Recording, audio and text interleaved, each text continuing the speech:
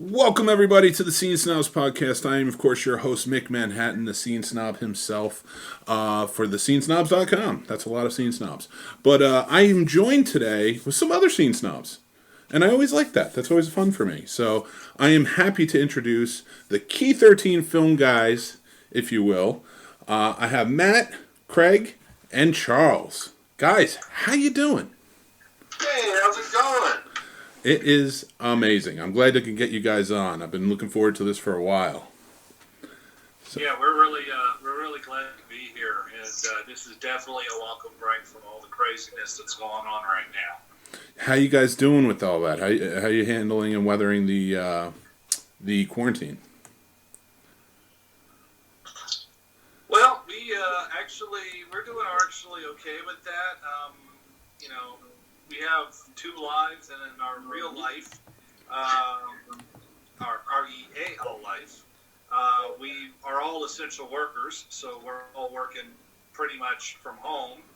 And then in our real life, our EEL life, we're still getting stuff done. It's just that, some of the things we had scheduled have been pushed back to at least June, if not further out. Yeah, unfortunately, it's across the board in the movie industry. Yeah, it's pushing everything off, and it's sad to see. A little scary too, because you never know. Right now everything's so up in the air.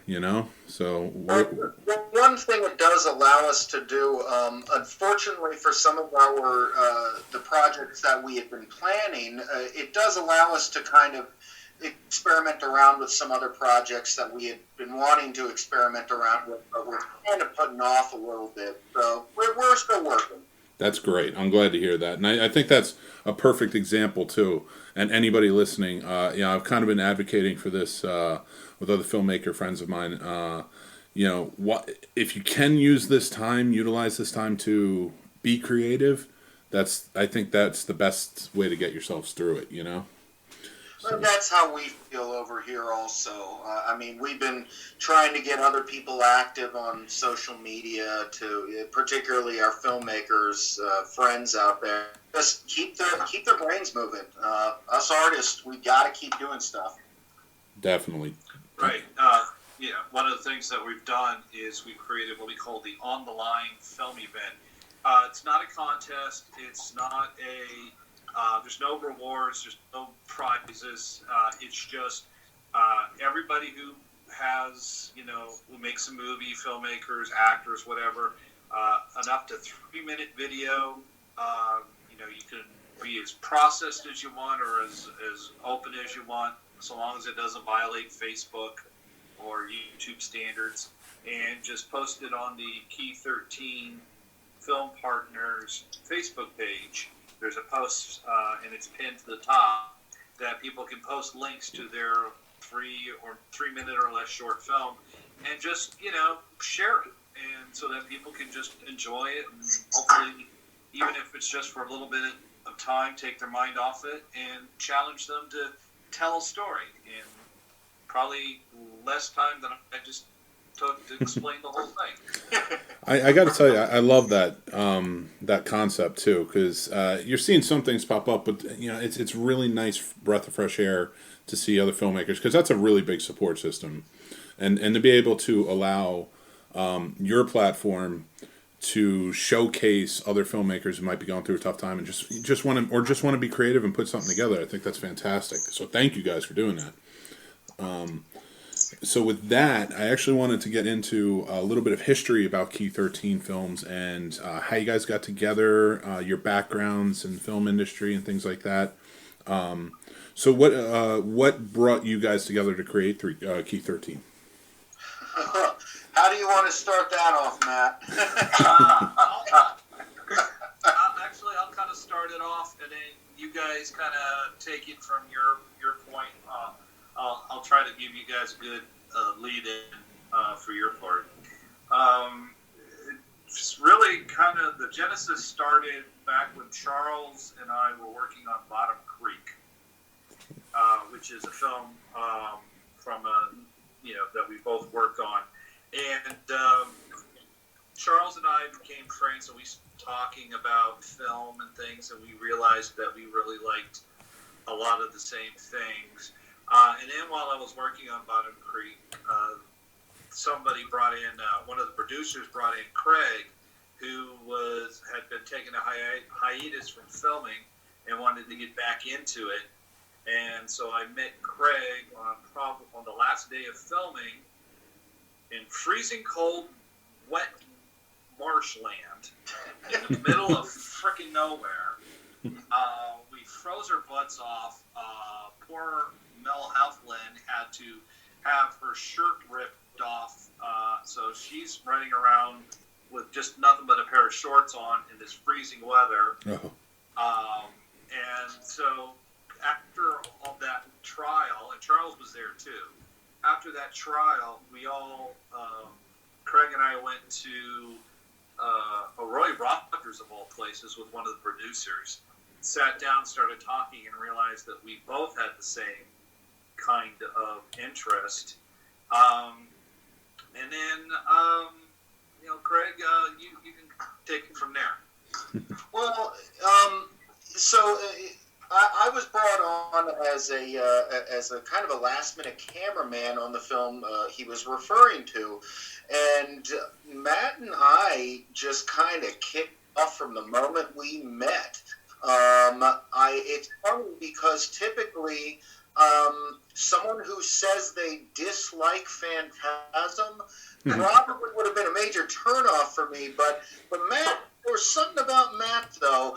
We actually got to really talking about Roy Rogers, and it's for that we both share very much the same sort of passion for film, even if we don't always see eye to eye on everything. But the same passions are there, and so we just kind of clicked there.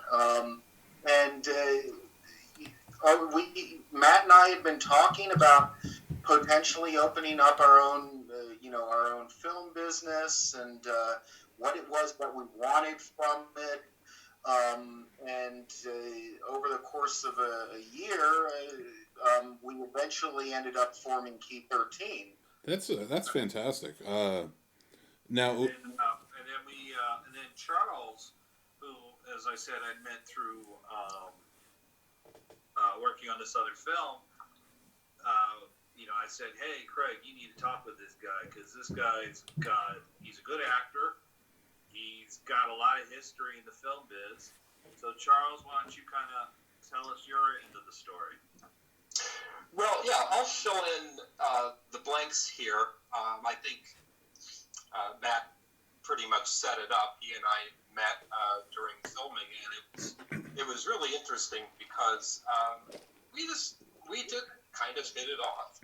And so throughout the course of our work on that, and then later on, when the three of us actually got together, we found out that, as Matt and Craig said, that we had a lot of the same interests.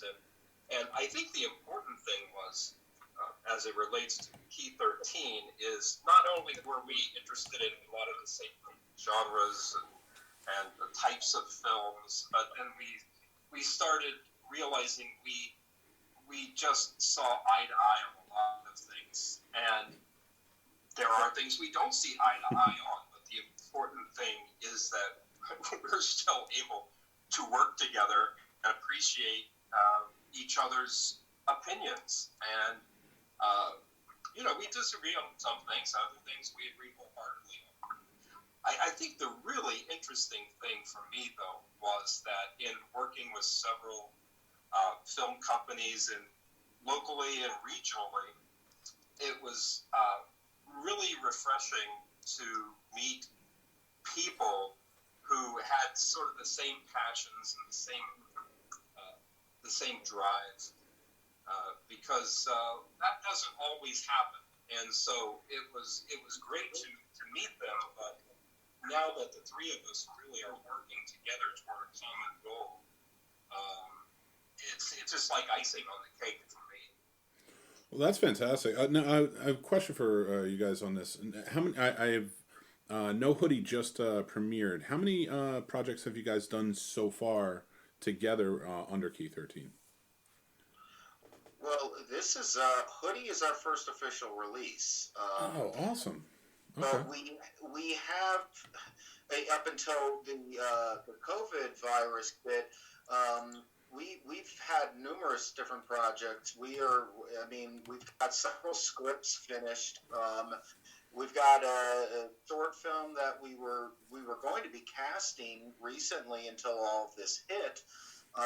We were very much staying active and trying to get out, not necessarily a barrage of work, but at least a fair amount of what we consider to be good and presentable work. That's fantastic. That's really good to hear, especially with the putting the scripts together. So, congratulations first on Hoodie being your first official project. I did get a chance to see it. I enjoyed it. I didn't want to do any type of review or anything. I wanted to bring you guys on and talk about it, gush over it a bit. But, before I had a chance to talk to you, of course. So congratulations on that. It's a great movie. Very, very ambitious. I enjoyed the ending. I will not give anything away. There's no spoilers. Everybody who's listening, go check it out. But yes, I did enjoy the ending, and I will leave it at that. But let me ask you about the making of Hoodie. How many nights did that take you? Because I mean, was that a cold night? It looked like a cold night. Oh my goodness, man! It was awful. 20 to 18 degrees weather. Oh God, I don't miss those shoots. It was a 3-day shoot. We started on a Friday. Did a little bit there. Then we also did on Saturday. Worked till Sunday morning. And then due to some technical issues, we had to reshoot a couple of scenes on our alternate backup day. Mm-hmm. And finish up some footage that we hadn't gotten to on the other 2 days. So it took 3 days, but we got the whole thing done, and it was because we had such a great crew.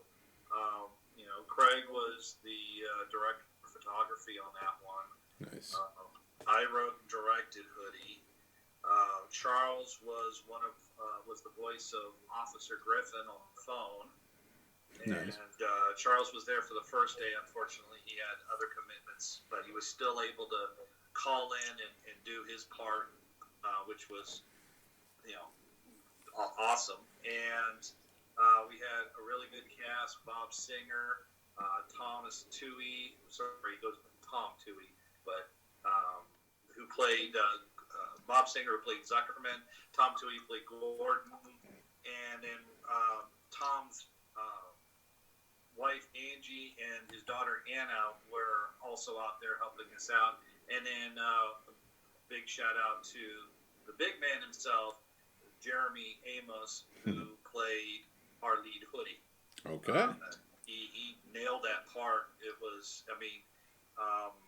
one of the things you definitely should, if you didn't notice, watch his hands when he's just standing there. It gave that right amount of creepiness. So we had a fantastic cast and a great crew, and that's how come we got it done, and we got it done with the way that I had envisioned it. Craig helped me write Hoodie and tone it down, because the original script was a little bit Zuckerman was a little too racist. He was a caricature of racism. So thanks to Craig, you really helped me kind of tone that piece down. Okay. And then promised Charles this was the last time he'd play a cop. I am in the cycle of playing cops for some unknown reason. But I do have to say that I did feel a little bit of guilt. I was out on set for the first day helping out, and then for my part as Officer Griffin, we decided we could have handled that a couple of different ways, but the way we did do it, which I think worked really well, was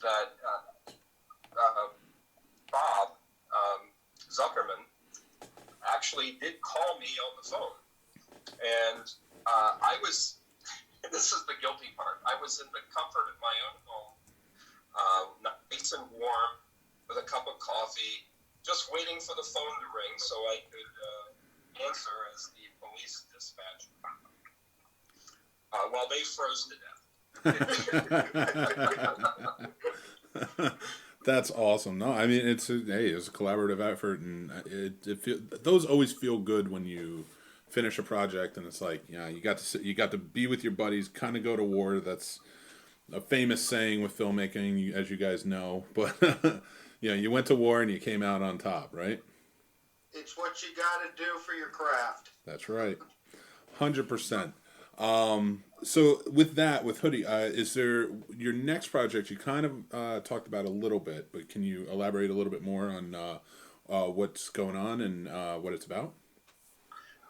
Is that next project Liar? Mm-hmm. Okay. Yeah, Liar is actually a concept that I had been floating around with writing for the past, going back to college probably, so the past 10 years now actually. And Liar's kind of a hard one to describe. It's it's a two-person play, what I would call it. But sorry guys, phone ringing. Kind of a two-person play, and it's a heavy piece. Darn it, the phone keeps ringing. It's a heavy piece that has to do with family issues, family dramas, and the kind of the breakdown of the family, of a small family unit in general. Okay, all right. Well, so that's a kind of a big step away from the genre of that Hoodie fits in, I would say. Well, I got to tell you that I love horror, and I've been doing horror for a very long time, and I've been watching horror since I was a kid in the 80s. But at the same time, I've kind of evolved as I've gotten older as a human to wanting to write deeper, more what I would call more passionate drama kind of plays. And it's not that I don't want to do horror, but I felt that this was something that I wanted to do. It needed to be done, and it could not be a horror movie in order for me to make it work. Okay. Well, that's yeah, I like that though. I like that you guys are, you're versatile with the movies that you want to make and the stories you want to tell. That's always important, and especially with any film company, production company. So that's good to hear, and it's refreshing that it's in Virginia. You guys primarily film here in Virginia, right? Yeah, correct. Well, we filmed Hoodie actually on my property. We dressed my property up to look like it was a park, but it's actually just a big 40 acres of farmland. That's awesome. Yeah, we could very easily make a horror film out in the woods, but that's not. When we decided to do this endeavor, we said, okay, we're not going to make those kinds of movies. Not that they're bad. It's just that's not the movies we wanted to make. We wanted to make Hoodie. Hoodie does have kind of a horror element to it, but it's really not a horror film. It was not intended to be a straight-up horror film, which explains why some of the reviews are a little bit, they're like, they really like it, but they're really kind of surprised on how it goes. Liar is a straight-up drama. There is no horror element whatsoever. But then we're going to go back to that with the project that we're going to work on after it, which is Development Hell. Well, and that is actually more of what I would consider kind of a parody of several different genres of horror, actually. Yes, I agree. Okay, so kind of like that'll be your return to it. Well, I don't want to say return to it because, like you said, with Hoodie, It is. Again, I don't want to give anything away, so I'm trying to I'm trying to choose my words properly. You're right; it isn't a horror film, nor should it be looked at as that. But it definitely turns things on its head in a horrific way, I think. Well, and I'm not going to give away any bit of the ending as far as Hoodie goes, but I can tell you that when Matt and I were sitting down, figuring out the ending for that proved fairly difficult because we could have gone quite a few different routes with that, and we finally decided that that was probably going to be the best route that to go with it. We didn't want it to fall into we didn't want it to be a cliche, so we had to figure a way to turn things on its head. Yeah, it originally was far more horrific than what actually happened. And that's, Craig and I really sat down and talked about this. And when, we were working on this, we kind of realized that, we could go the obvious way, but that's not what we wanted to do. So, and that's something that we really is kind of a running thing with Heath 13 Film Partners, is that we don't want to do the obvious thing. We don't want to do the simplest thing.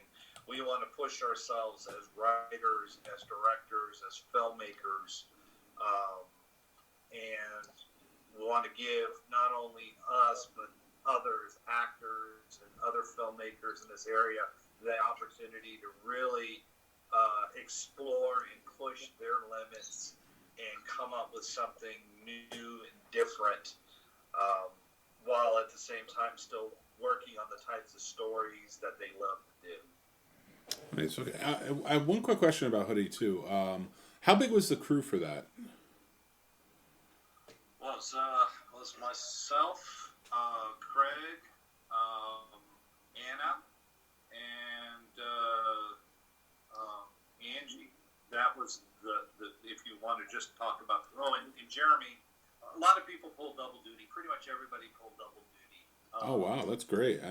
For a Tom production like that. Tom was recording the sound while he was playing Gordon along with Zuckerman. Jeremy, who was our lead Hoodie, was also recording sound for the external things. Craig was pretty much just doing the DP stuff. I was directing as well as handling the camera and working on the lighting, as the gaffer. So, we all pretty much had double or triple duties. So if you want to, everybody involved in Hoodie was the cast, and everybody involved in Hoodie was the crew, I should say. But there was only four. Well, five. Yeah, pretty much. Craig and I are the only two people who actually didn't have a role in Hoodie. Well, that would be hard to double down on. But and honestly, you don't want me in front of the camera. I am just an awful actor. I gotta tell you that's really interesting to hear, considering the production of it. I would have thought a lot more, honestly. But that's great. That was great that you were able to do it, and especially in 3 days too. Well, I gotta imagine with the cold that past experience for me just says the colder it is, the less takes you want to do. So you're gonna try and get it right up first one. Actually, I don't think pretty much every scene except for maybe one had a minimum of 3 takes. Again, credit due to the incredible cast and crew on this, is because we were freezing our butts off, except for Charles at home in his nice comfy chair with his warm cup of coffee. But he was there the first day, so he did at least get a taste of it. So he got I don't know what would be he got vetted there, so he's good. We are not one take Jakes. We don't just do it and then we're done. And if we're not 100% satisfied, we will keep doing it. Now, we're not Stanley Kubrick level and do it like a zillion times and make poor Shelley Duvall go absolutely crazy. But we definitely don't just do one take and done. We can't do it until we get it right, or we have enough options to really make it in some ways easier, in some ways tougher to pick and choose what we're going to use. Awesome. That's good. That's good to hear. It's refreshing too, because a lot of time indie filmmakers, not to put anybody down, will. It's good enough. They'll. It's almost a Ed Wood style of filmmaking, but it is good to hear. And to address that, I think that is part of what separates what we're doing to a lot of our peers. I have no problem with our friends doing the kind of an Ed Wood style filmmaking. They're doing it because they love to do it. But we're trying to do something that's bigger than that. And that's, as I said, that's not to cut back on them. I have fun with the low budget grade Z stuff as much as any one of us film snobs have with that. But we want more. We want more quality with our work. Good. That's good to hear. But even like on what you were saying, like that's why I can respect somebody like an Ed Wood, because even though he was rushing through, there was still a passion there, and it was, you know, Ed Wood loved what he was doing. you know, there was the mistakes were there because he was trying to, you know, so you got to respect those guys, you know, those old B movie filmmaker. Well, he was more of a D, but I'll give him that. I still love them. Make it work any way you can. The show goes on. Type of filmmaking. Well, yeah, exactly. I mean, Ed Wood, you know, Herschel Gordon Lewis, those guys. I mean, I love those movies. They're bad movies, but damn if they aren't fun. A hell of a lot of fun. You're absolutely right. And that actually leads me into my next question with you guys. Who are some of your filmmaking influences? Matt, you want to start with that? Actually, I was going to pass it over to Charles first. Yeah, Charles. Oh, okay. Wow. You know, I am a really bad person when it comes to answering a question like that, because I I could probably talk for an hour about that. I don't really have like, you know, the two people that really influenced me the most. I tell you though, I have always enjoyed film since I was a kid. I'm probably the only 5-year-old I knew who really loved The Grapes of Wrath.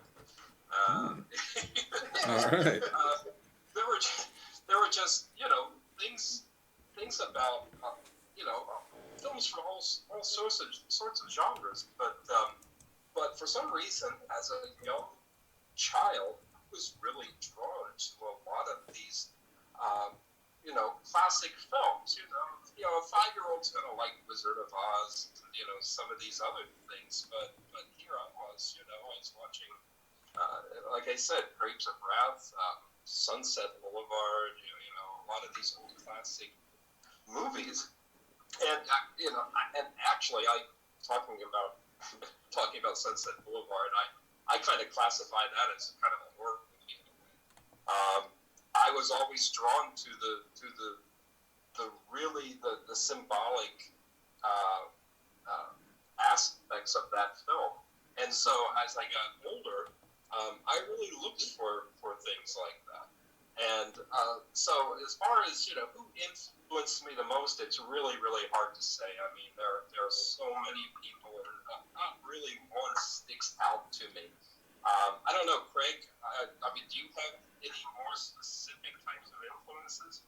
Oh, yeah, goodness, absolutely. I mean, it depends really what genre, but, you know, I grew up with, you know, Mario Bava, Argento, you know, and then, you know, from Japan, stuff like Shinya Tsukamoto. You know, of course, then there's Cronenberg, Kubrick, hell, even William Blatty, who wrote The Exorcist. All of those guys, and there's many more than that, but all of them have, without a doubt, influenced the way that I look at film and what it is that I want to do with film as a filmmaker. Okay. And Craig, how about you? Well, that was correct. Oh, Craig, I'm sorry, Matt. How about you? I'm sorry. You got. Well, my influences are fairly broad-ranging. My hero, regardless of the rather back and forth reputation, Roger Corman for me was one of those people. The movies he would make, I mean, they ran the gamut between terrible and awful. And but I just the spirit of that. And then when Robert Rodriguez came along, his spirit was a big. I'm a big fan of the directors and that really took the spirit of filmmaking and really ran with it. James Cameron. Again, Roger Corman. If you want to. They should play a game called 6 Degrees of Roger Corman. Because everyone started with Corman. Yeah. You can pretty much trace everybody back to Corman in some way. And then, I have others. It's like, John Wells, who directed Burnt. Michael Mann, of course. Of course, the biggies, Kubrick, Spielberg, Lucas. Though Lucas, not so much as a writer, and I know Star Wars fans are now going to yell at me and hate me for the rest of my life. But I'm saying it out loud. Lucas is not always a great writer, and I will also say the same about Joss Whedon too. But that being said, I love watching Joss Whedon movies that he directs because he does get that right kind of energy injected into it. So I really. For me, it's always more so about the film than necessarily about the director. But there's a lot of different influences, and what I try to do is I just try to do it in a way that I think that I see it in my head, and then there's usually maybe Kubrick or Ridley Scott or Rodriguez or a Corman film that might just tick in my head and okay, I saw how they do it. I want to do it that way. I tell you, never sleep on Corman. Still one of the most successful producers of all time. Oh, yeah. And I think my favorite story about him, if you will, indulge me for a sec.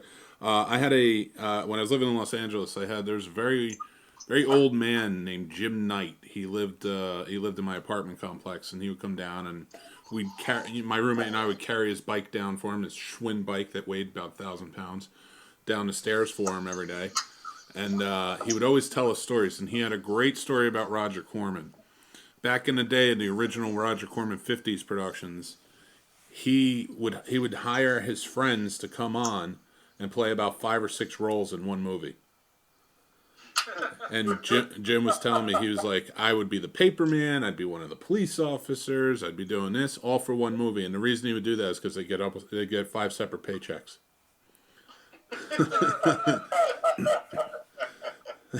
So I got a lot of love for Corman, especially to do something like that for his buddies.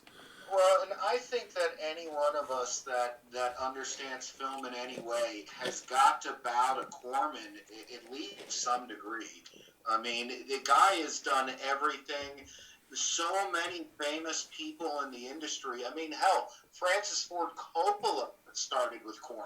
Oh, yeah. Jack Nicholson. I mean, the list goes on and on. It's just the man is a living legend, truly. Oh, 100%. And I don't think I've ever heard anybody have a bad word about him. So that's the best part. And I love your influences. So it's fantastic. It's such a wide span, too, which is fantastic because that means bringing to the table when you're getting creative, you have such... wide span is probably the best way to put it, but you can take from different things that are very different and bring something new to the table and original.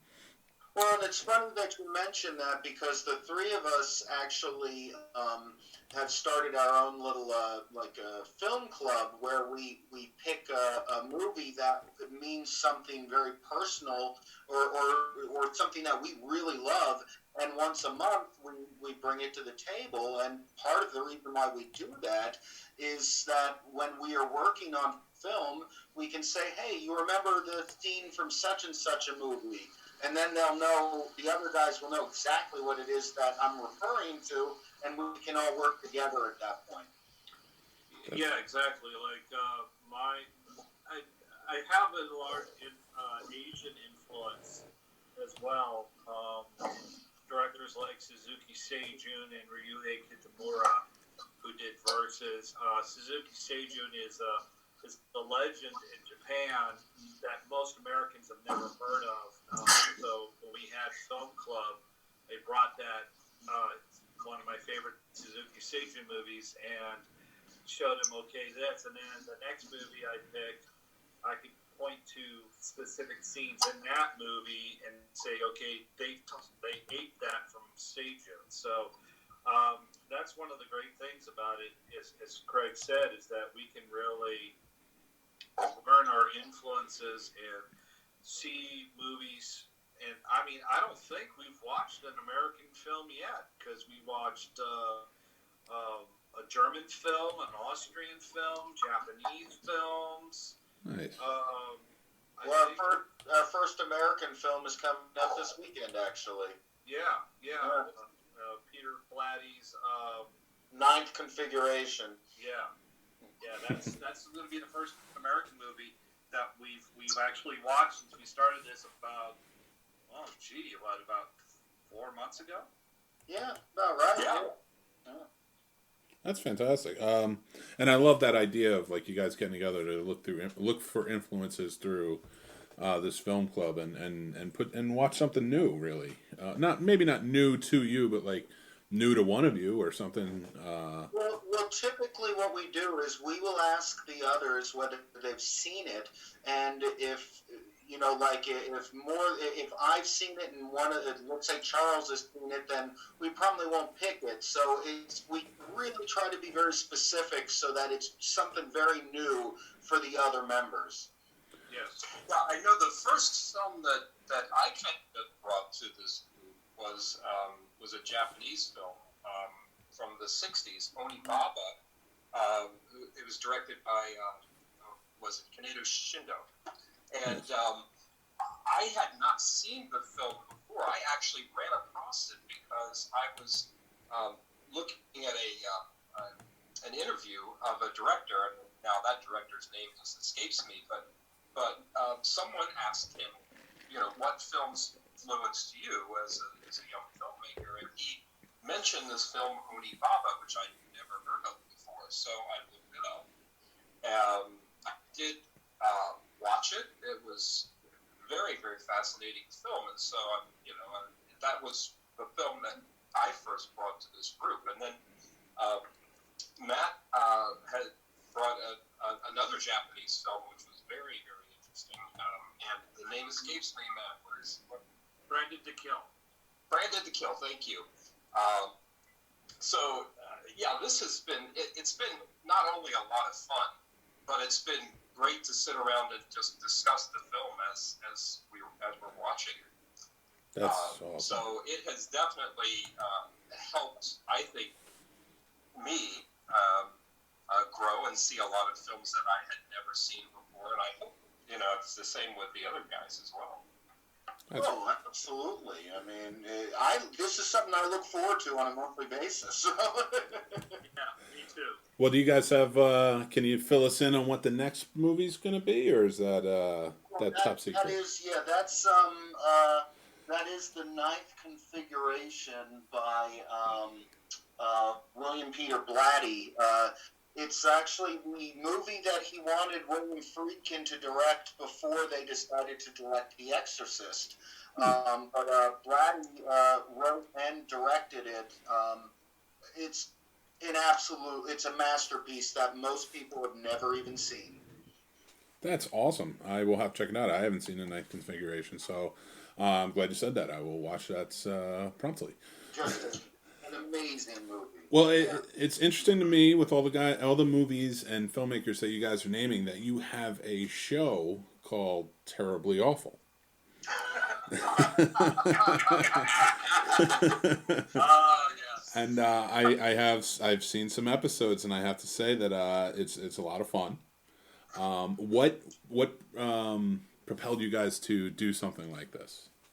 Well, okay, so it started with me actually. I love good movies, but I am also a great Z movie aficionado, and it kind of started with reading reviews on places like the Internet Movie Database and other review sites where they were listing, reviewers would list this, like such and such a movie is the worst movie of all time, or this is the worst movie of all time.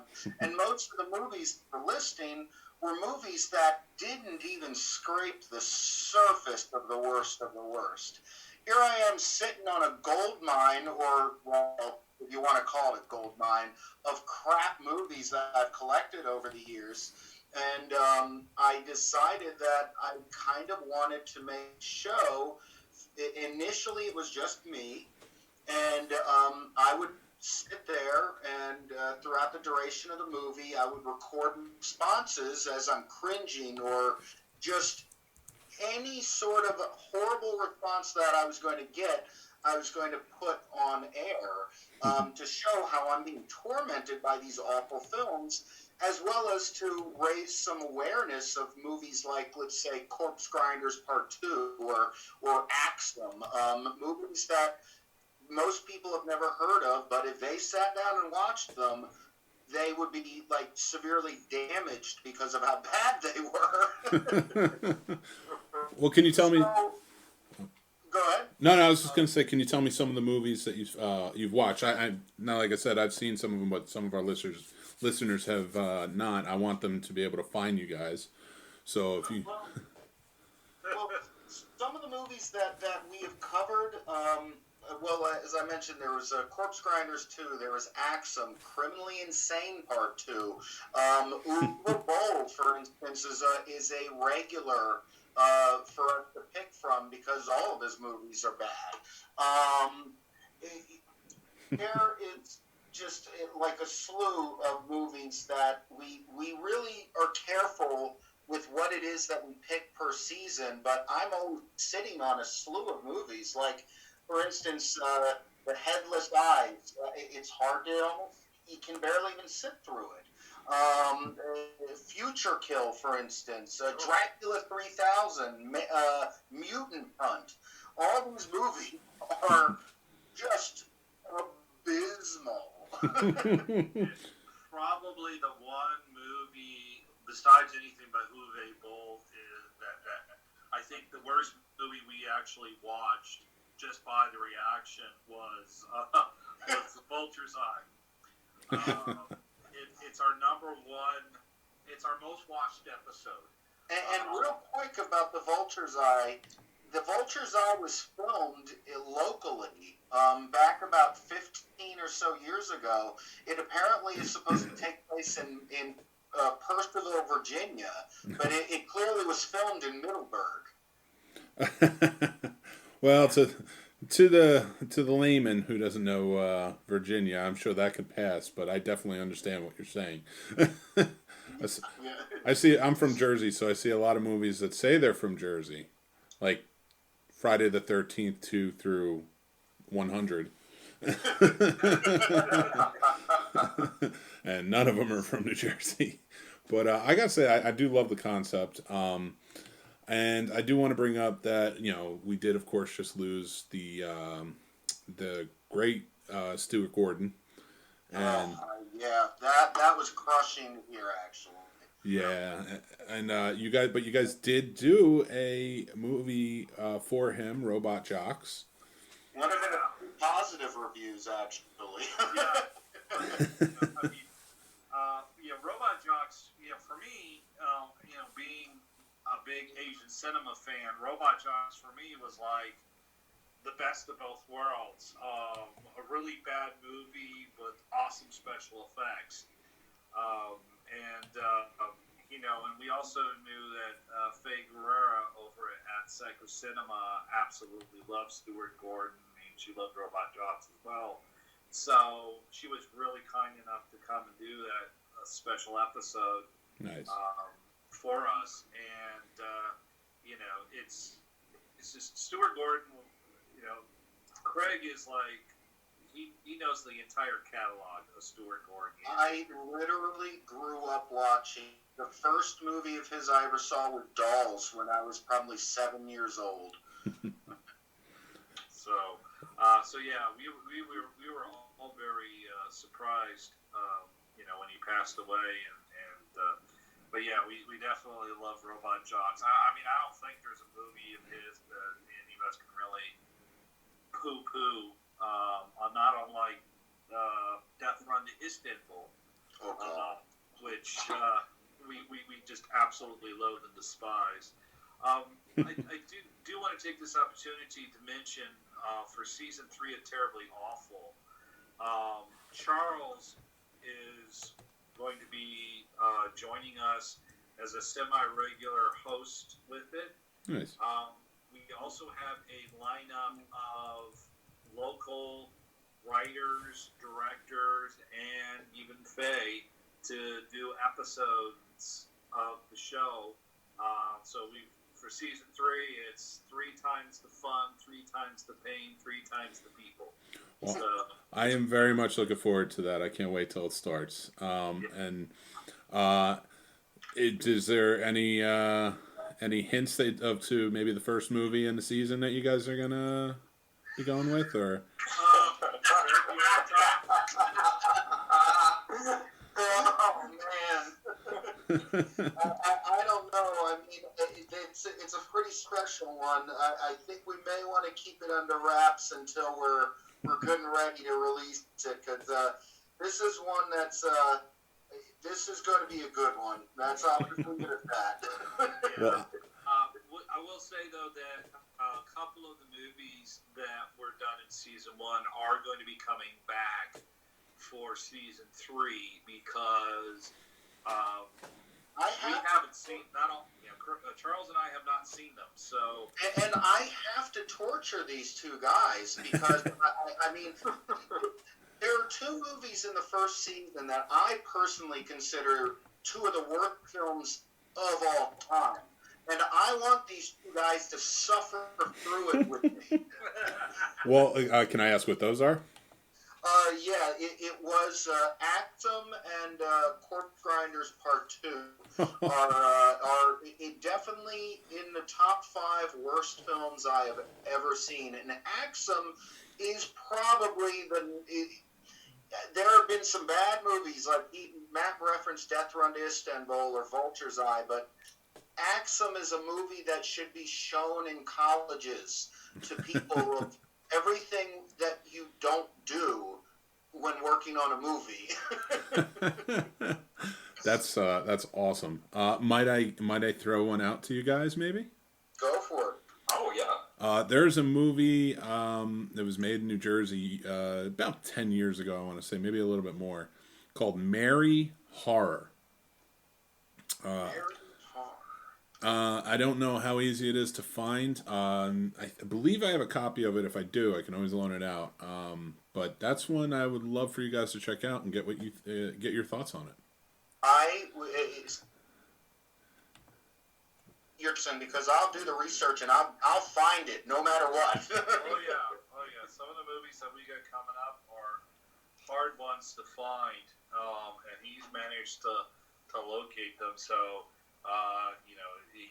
he can mine the depths of the internet for some of the dreck that's out there. So definitely, we will definitely be keeping a lookout for that.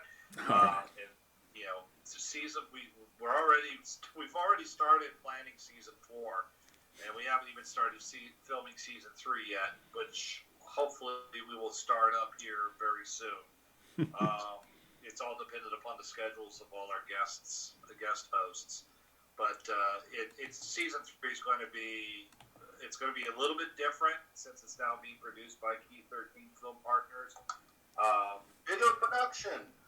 Yeah, it's good. Bigger production, slightly different format, but it's still going to be the same old goodness of watching 3 people this time go completely insane from watching horrific movies. I love that. I did want. I really appreciate talking to you guys and learning more about Key 13 and your projects and Terribly Awful. I was kind of hoping to kind of end the show. Maybe I would ask you guys some trivia questions, some movie trivia questions, if you're up for it. Sure. And now, Yeah. Try it. so I'm just gonna throw out. I picked out some, and I'm keeping points here. So what I say is, just call out your name. First person to call out gets to answer. How's that sound? Cool. All right. It's probably going to be Craig, so I'm just going to kind of sit back and relax. Jeez. I think you'll enjoy this. Come on, Matt. All right. So, what is Angelina Jolie's first movie? Matt, Cyber 2. hey, you're supposed to call out your name. You're supposed to call. Sorry. So I have to go back to Matt. Cyborg 2, and I have it on Laserdisc. Oh, that's awesome. Japanese Laserdisc. Oh, that's fantastic. And I'm glad I asked that question first then. I knew something told me ask this question. So these are gonna be they're not all gonna be horror or trashy movie, if you will, because I love that term, related. But here's well, I'll give you the next one. So, Silence of the Lambs had a prequel movie that was remade and called by its book title. Craig, Manhunter. Manhunter. Craig got it. All right. And for bonus points, who was the star?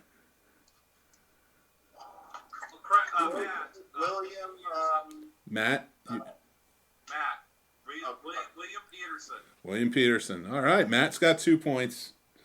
Craig won. Charles, come on. You got to get on the board, man. Oh man, bringing up the rear. There's a little bit of a difficult one, but you guys, I have complete faith in all of you. Frank Darabont seriously contemplated selling the movie The Shawshank Redemption script to which person? That I do not know. Got on that one. Rob Reiner. Ah, One of his old producer buddies. So, I'm surprised I stumped you guys on that one. Yeah. All right, I know. On that one. I will give you this one. All right. Which American Graffiti actor also starred in the Star Wars movies? Charles, go for that one. Give him the top okay, Harrison Ford. Harrison Ford. Is that going to Charles? So, Yes, I'm All sorry. right. We're giving it to Charles. You gotta get him on the board, man. We're partners. Key 13 film partners. Hey, I love it. That's the way to do it. All right. Okay. Are you guys comic book fans? Yes. All right. He is. I mean, I grew up with him, but I'm more of a movie guy. Which famous comic book artist was the movie Spider-Man Into the Spider-Verse dedicated to? Crap, I haven't seen it yet. Oh, it's probably the best Spider-Man there is. That's what I've heard.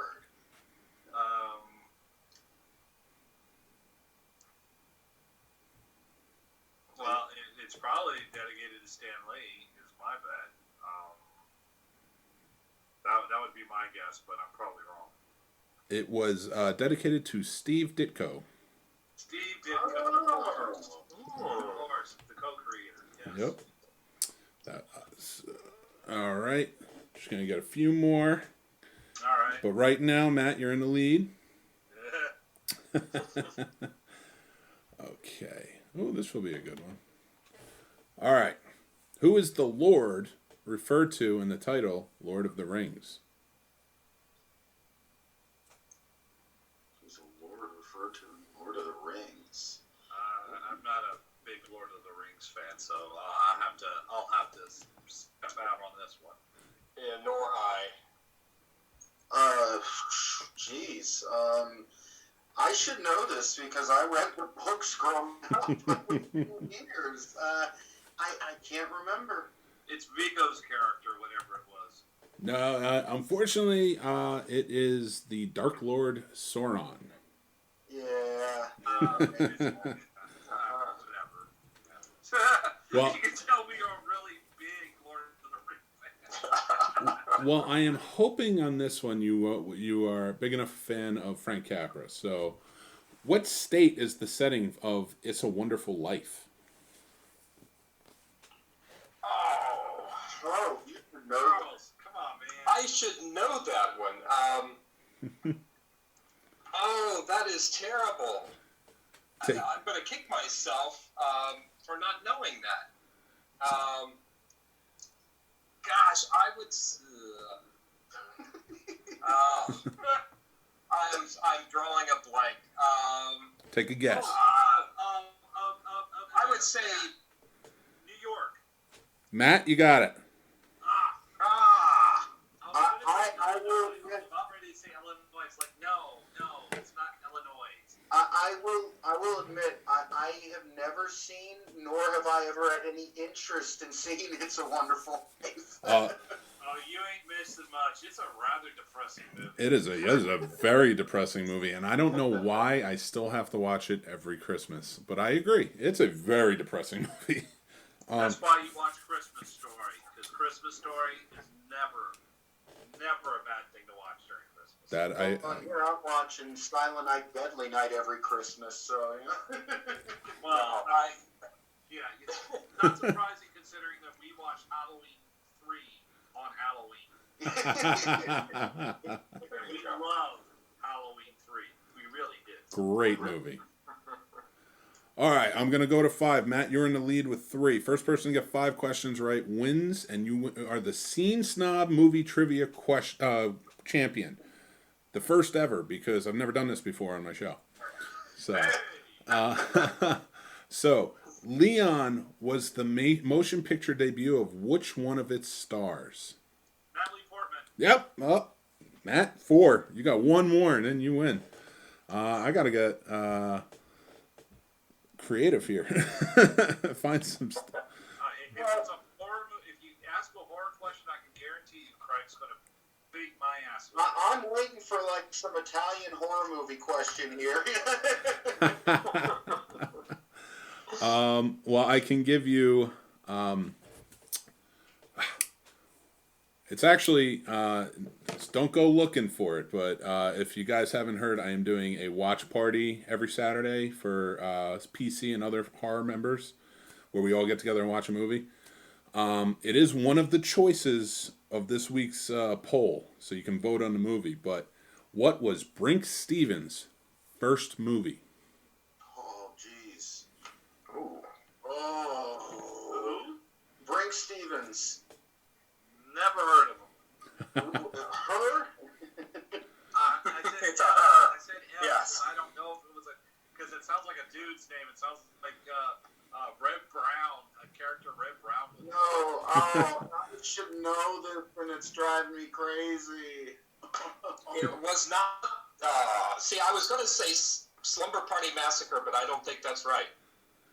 It was Slumber Party Massacre. Oh, See, I was going to say Sorority House Massacre, but I knew that wasn't right. That was a very good pull, Charles. Very good pull. Whoa. I think Charles should get double points on that one. That's a well, that one I never. Yeah, you should get. I answered it thinking I was wrong, though. That was the weird thing. I'll give another point if you could tell me the name of what was the killer called in it. Think of what he was using, Charles. Whatever you think is the wrong answer is the right answer. Oh no, I feel like George Costanza.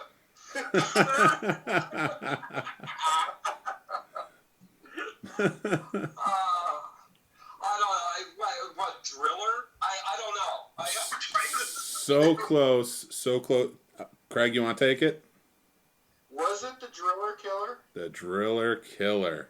The Driller Killer. Oh, okay. You're close, Charles. You're close. I think half a point for Charles. Now, because we're all PC members, and I love horror, and I know you love horror, I'm going to stick to another horror question for this one. Okay? All right. What yogurty substance... The stuff! I said the stuff. I said my name first! You guys are all saying it. I don't know who actually said it. I was just laughing too much at yogurty substance to say anything. The stuff. I didn't tell you who directed and starred in it. God. All right. Well, I'll tell you what. Charles, who directed it? Oh, you gave it to me. I honestly, I'm just drawing a blank on.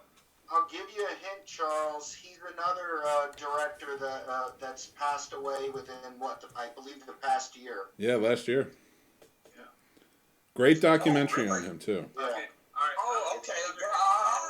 I'll give you another. Give me a second. He directed Q, The Winged Serpent. Great movie. Larry Cohen. Also, Yes. Larry Cohen. So I'm going to split the points on that. Charles, you get a point for Larry Cohen. Matt, you also said the stuff, so I'm going to give you a point. And that makes Matt the first ever Seen Snobs movie trivia champion. All right. Guys, I want to say I had a great time with this, and we're doing this again when you get in studio. I hope you know that. Absolutely. We're looking forward to that trip. But congratulations, Matt. Guys, I love it. I really appreciated Hoodie. Can't wait for the rest of your projects. Thank you for coming on the show tonight. Well, thank you for having us. This was a great time. I love being able to. It's like going back to film school again. I love being able to talk to other filmmakers, and even though I'm out of the field for a long time, but I love being able to talk movies. And you guys have been a joy to talk to tonight. Thank you very much. Same here. And if you ever want to get back into it, we're just up the road, so don't be afraid. One of the things that we're trying to do once we get a little bit further down the road and past all this COVID nonsense. I know I'm not trying to say it's nonsense. I'm just saying with all the craziness going on. We're going to start reaching out and trying to bring in more people. Development Health's going to be probably one of our biggest projects, and we're going to be looking for a lot of help from a lot of people in this area. So we're once COVID is cleared and things start returning back to normal, if you've got some stuff you want to try to get back into, you're more welcome to come on down and join in. Well, I appreciate that, and I think we might talk more about that. That might be a lot of fun, something to dive into. It's been a long time, but I do miss it every day. But I do also enjoy this. And this has been the Seen Snobs podcast. Again, guys, thank you so much for coming on. I really appreciate it. Guys, everybody go out, check out Hoodie. Follow Key 13 Films. You guys are on Facebook and Twitter and Instagram and such. I know I follow you guys. So just everybody be sure to go out and check out their stuff. Support them. Support indie filmmaking always. That's the most important thing in my opinion. And just thank you again, guys, for coming on. I really appreciate it. Thank you Thanks so much. All right. Until next time, everybody, this is The Seen Snob. Go check out theseensnobs.com. Follow us at The Seen Snob on social media. It's been a great time. I love talking to you guys. Everybody have a good day. Have a good one, bro. Take care. Bye, guys.